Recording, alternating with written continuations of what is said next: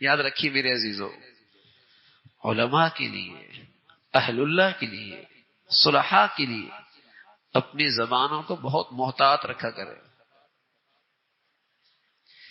جس سے اللہ اپنا دین کا کام لے رہا ہے نا، وہ دین کی خیرات تقسیم کرتا ہے، قرآن حدیث کی خدمت کر رہا ہے، امت کے لیے، دین کے لیے افراد تیار کر رہا ہے. بحیثیت انسان کے اس سے بھی غلطی ہو سکتی ہے، لیکن یاد رکھنا رسول اللہ صلی اللہ علیہ وسلم نے فرمایا اس کے لیے پرندے بھی استغفار کرتے، اس کے لیے سمندر کی مچھلیاں بھی استغفار کرتی ہیں، اس کے لیے بلوں میں رہنے والی چمٹیاں بھی استغفار کرتی ہیں. ارے میرے عزیزو، اس کے لیے تو ساری مخلوق استغفار کر رہی ہے، اس کی تو بخشش ہو جائے گی، میرا کیا بنے گا؟ اس سے تو اللہ یہ خدمت لے رہا ہے دین کی.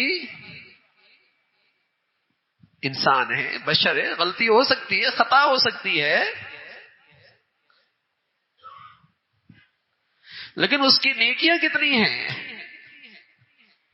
اور پھر اللہ کی اتنی مخلوق اس کے لیے دعائیں استغفار کر رہی.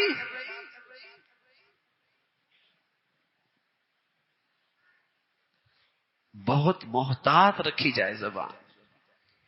پروپیگنڈے کا دور ہے، اللہ معاف فرمائے. بس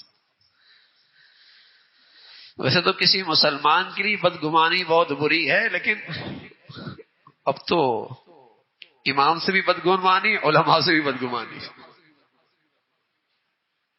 اور اس کا حقیقت سے کوئی تعلق نہیں. سنا ایسا ہے، میں نے سنا ایسا ہے.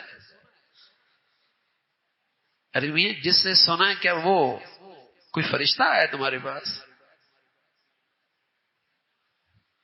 کیا باقی چیزوں پر بھی اس پر اعتماد کرتے ہو؟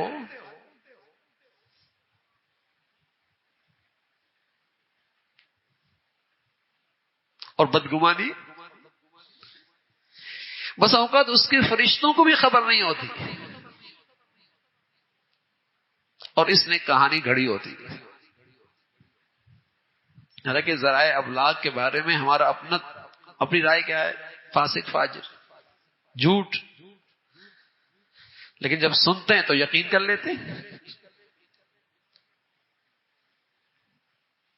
رائے قائم کر لیتے ہیں.